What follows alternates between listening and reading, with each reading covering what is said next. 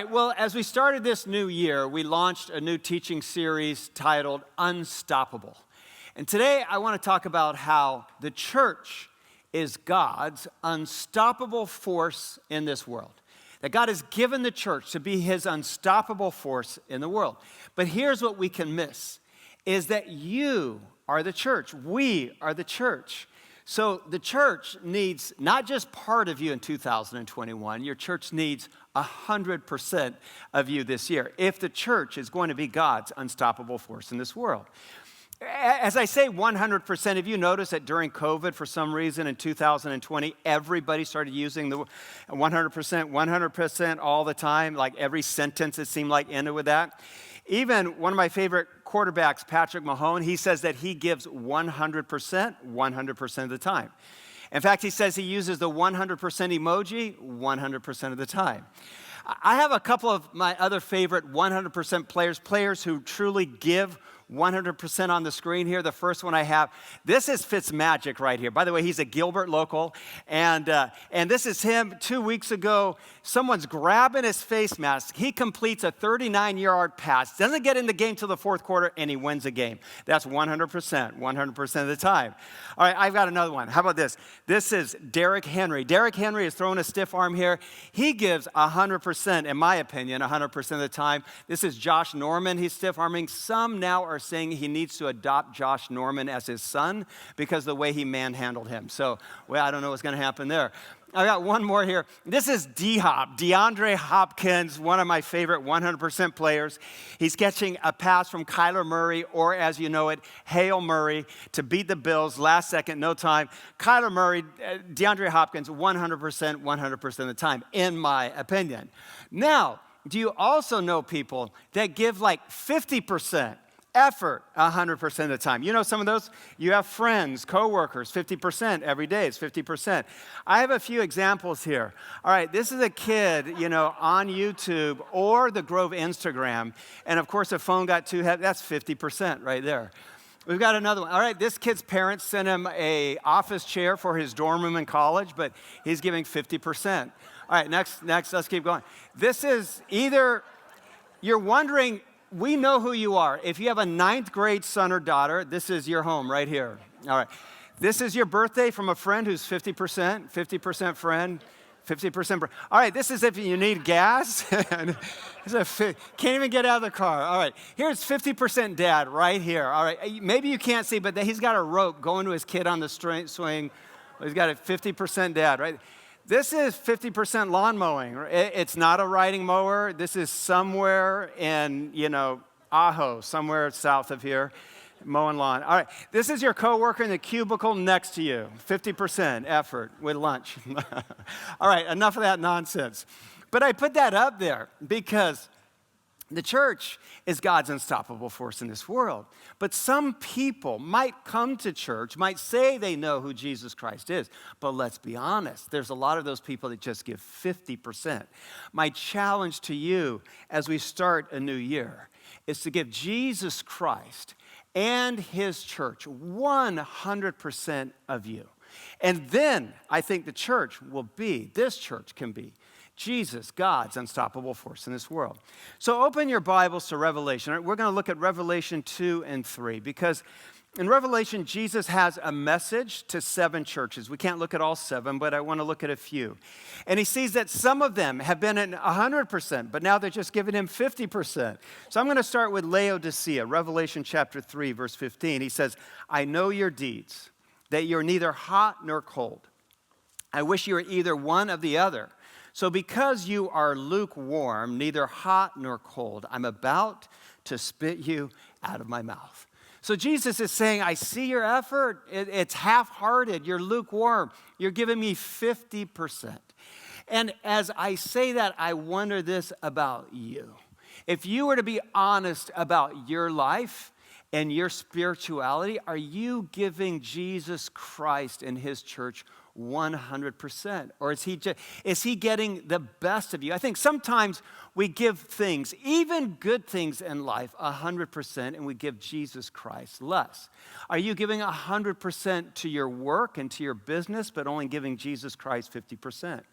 Are you giving 100% to a workout routine or to your social media? You're giving 100%, but you're giving Jesus Christ 50%. My encouragement this morning is that if the church, and this church, is going to be God's unstoppable force in the world, he needs 100% of your attention. And I say this is critical because we're talking about unstoppable. And I think God put the church, Jesus started the church to be his most powerful, unstoppable force, to make change for good in our cities, in our families. You see, I'm convinced that the church, God put the church here, and it has the power to change lives. The church has power to change families. The church has power to change marriages that are broken. The church has power to change workplaces. The church has power to change communities and neighborhoods where instead of living in hate or dissension, we live as people of love. The church has that kind of power. But the church isn't going to have that kind of influence until all of us here start giving Jesus Christ and his church 100%. So that's my challenge as we start this year. My second challenge is this, is to give your church 100% of your passions. So as I use the word passions here, it's kind of all-encompassing. When I talk about your passions, I'm talking about your abilities, your skill, your know-how. I'm talking about even your spiritual gifts. So what spiritual gifts has God given you? What abilities has he given you? Is your church, are you giving your church 100% of that? So let's move back in our text. I want to look at Pergamum. And in Pergamum, in Revelation 2, verse 13, we read, and Jesus is speaking to the church in Pergamum, "You remain true to my name, but I have a few things against you. I have a problem with you," he's saying. "There are some among you who hold to the teachings of Balaam." So what's been happening here? They've been giving 50% of their passion to Jesus Christ and his church, and 50% of their attention and their passion to an idol. You see, something else had stolen their attention. Something else had stolen their passion. And I say that, I want to ask you the question, is there something else that has been stealing your passion away from Jesus Christ? Is there someone else that has been stealing your passion away from Jesus Christ and taking you in a direction that you should never be going? You see, I think it's very possible to be more passionate about the wrong things, not necessarily bad things, but give more passion to something else than Jesus Christ. I wonder for you, have you been more passionate about your business or your career than Jesus Christ? Have you been more passionate about your investments than Jesus Christ? Have you been more passionate about maybe nutrition and exercise than Jesus Christ? These are not necessarily bad things. We just get our priorities out of order. Have you been more passionate about politics than Jesus Christ? I think in this past year, that's all gotten out of order, all out of whack. We've been way more passionate, too many people, even Christians, about politics than Jesus Christ. It's time to give 100% of our passion to Christ and his church alone. Amen. Thank you. It's okay if we pause and just put our minds and our hearts behind that. By the way, I made the mistake. I was looking for what are Americans passionate about, so I looked at Google. Towards the top of Google's list was Netflix and bacon. All right, those are at the top of your list. So I just hope you see that there's something more important that we can be passionate about in 2021 than Netflix and bacon. But you see what I'm saying? That if the church is going to be God's unstoppable force in this world, we need 100% of your passions, your abilities, your skill, your know-how, the things that you do well. Give us the best that you've got. When I talk about this, sometimes I talk about the difference between a spectator and a participant.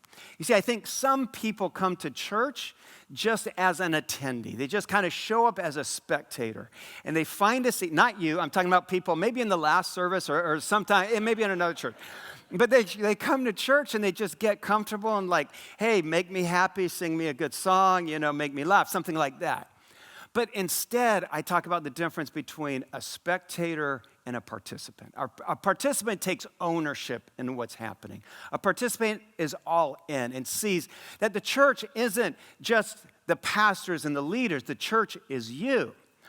As I talk about attendees and spectators, I think about the example I shared several weeks ago just before Christmas.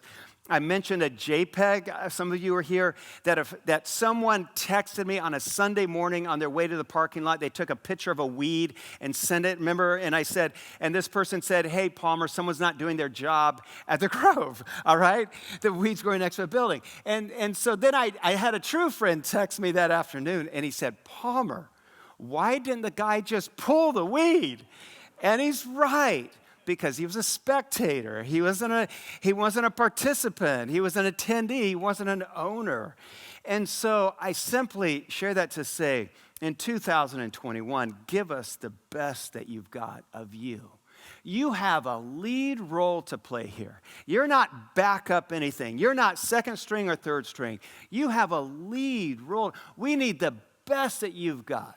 You see, there are some things that when you do it in life, you shine. You know that you do some things better than everybody else. We need you doing it for God's church here. There are some things that when you do it, you feel no resistance at all. You could do it all day long. Other people would think it's a pain in the neck and it's a job, but to you, you thrive. We need you to do what you do best here. I don't know where your sweet spot is, what God made you to do best, but you heard from Dr. Curtis Cook. He's a medical doctor. He's an expert in his field. He's one of the busiest people that I know in the East Valley, but he makes time to teach the Bible to kindergartners. So what's your sweet spot? What's your passion and ability that you need to be sharing here? Maybe for you, maybe you're a great teacher, then lead one of our small groups. Maybe you can talk to anybody. You've never met a stranger. You can talk about anything. We know who you are. We need you out here greeting people and getting to know them as they come in the door. Maybe you can coach. We need you to coach here. We have all kinds of things. Maybe you play an instrument like a piano or a bass guitar or a cello. Maybe you do art. We need you to do art here. Maybe you can build things with your hands or you can wrench, but you've never seen a building project that you're afraid of. By the way, we're refurbishing these houses here next door for Justice College student housing. And this week, I had a good friend of mine. He had been over to see the progress, and he walked right in my office. And he said, Palmer, he said, I see you're at tile stage at the first house on the corner. I said, yes, we are. I said, it's a big job. He says, I'll do the whole thing next week. I said, man, I love you, but I don't think you can do the whole thing by yourself. He said, it's a small job. It's like 1,000 square feet. So I just want you to know he's going to be over here all week giving it a shot. So if you can lay tile, come on. If you can run a wet saw, we need you this week. My point is, you have passions, abilities, skills, know-how. We need you here doing that. Our needs at the Grove, no matter what it is that you do, I think God needs you using it here. Our community needs it. Your kids here need it. When I say that, I think of Tom Sink. Tom Sink, I mentioned a couple of weeks ago, he and his wife have been here for over a decade. And suddenly, just 2 weeks ago, he passed away. And Tom, when he passed away, he was serving in a dozen different ways here at the Grove. In fact, he wasn't giving 100%, he was giving 200%. And there was a pastor, a friend of his from Michigan, who came to the memorial service on Tuesday. And this pastor reminded us at the Grove of what Tom was doing here. And he reminded us that Tom taught third grade Sunday school, and then he went and he led a sixth grade boys small group. Tom, at 2 a.m, would get up and he would water our pistachio trees. Tom helped lead our community garden. Tom led a men's small group. Tom, every summer, had a VBS small group. There was almost no ministry on this campus that Tom wasn't involved in. And then this pastor from Michigan asked all of us at the Grove this question. He said, Tom is gone now, so who will take Tom's place? Who will fill Tom's shoes? So that's why I say we need the best of you. We need the best that you've got. We need you to give 100% of your passions to your church in 2021. All right, here's my next challenge. My next challenge is this, is to give 100% to Christian community. So we read next about the church in Ephesus. And we read that the church in Ephesus is hardworking, they hate evil, but Jesus has this complaint against them. He says this in verse 4. He says, I have this complaint against you. You don't love me, and you don't love each other as you used to, or as you did at first. Some of your translations will say, you've lost your first love. You see, I think there's some people who come into churches and think, well, I don't need community. I'll just do this faith on my own. But God has given us this gift. Jesus started the church so that we have this gift of community, Christian community. And we thrive when we live in community. But so many people try to do this life after God alone, and I simply want to remind you today, you don't have to. That when we try to do things alone, life gets really hard. I think alone and lonely are maybe the two heaviest words in the world. If you try to do your faith alone, then when you go through something hard, you have no one to go through it with you. When you have something to celebrate, you have no one to celebrate with. But when you give yourself to community, to God's people, to grow together in community, then when you go through something difficult and you're in trouble financially, or you're looking for a job, you have a whole crowd of people around you. Or if you're going through something really good, then you have a whole tribe of people to celebrate with. You see, you have those people to share your fears and your joys, your best moments and your worst moments. Sometimes I've said that community is life-giving. I'm convinced of that. You see, I think that community is life-giving because when we give ourselves to it, we come alive. The best you comes out, and you start to grow spiritually and come alive spiritually, but it's hard to do that alone. It happens best in community. As we physically built our campus, we intentionally made it a place where community could happen. So for example, in the middle, we have a coffee shop. We don't just have a coffee house. I think we have a life house. And at the Grove, we just don't have small groups. We have life groups. And that's what we call them. And even we have a playground out here, but I don't think we just have a playground. I think it's a life ground. We have a softball field, but it's more than a softball field. It's a life ball field. We have an art studio, but it's much more than an art studio. It's a life studio because people come together and community grows, and we start to thrive and flourish in community. You see, God never meant for us to do this life after him alone, but he gives us people to do it in community with. And here's maybe the best part of community, is that when we come together and when we collaborate, and collaboration is when we pool our resources, our abilities, our skill, and our talents. When we collaborate as God's people, we become his unstoppable force, don't we? We have inertia, we have mass, we have momentum. We can do big things. We truly, when we collaborate as God's community, we truly become his unstoppable force in this world. I know it because it happens time and time again here at the Grove. In fact, it just happened at Christmas time. I need to give you a report. So I need to give you a Christmas Eve report. Do you remember at Christmas time, we asked if for a Christmas offering, if you could help buy 400 desks for kids, school kids in Malawi, that many of them were sitting in the dirt for their classes. Do you remember this, right? And we said we needed 400 desks, but the desks were $100 each. What's the math? That was $40,000. And even when we shared that need, it felt too big. I thought at the end of a COVID year, how in the world are we going to get $40,000? But I want to share with you what has come in for our Christmas offering, all right? So we asked for 400 desks, $40,000. We've had more than $40,000 be given for more than 400 desks from you by the Grove. Thank you, church. Now, that's not the end of the story, because we said everything that comes in over that 40,000, above that 40,000, will go towards our Justice College Scholarship Fund, so that when our students start in Justice College this fall, they don't take on this debilitating debt. So can I share with you how much was given above, more than the $40,000? You gave, I got to read the numbers here so I get it right. You gave $103,356. $103,000. plus the desk. I mean, you see why I say you, the church, is unstoppable when we come together as one. By the way, my mother has been in town for Christmas. She's been in the U.S. because of COVID. She lives in Malawi, East Africa, on our African Bible College campus. And since Christmas, she's been complaining to me. She's been saying, Palmer, the freshmen on our African Bible College campus, no one bought them Bibles this year. There's 77 freshmen, and usually a family or a church will buy these NIV study Bibles.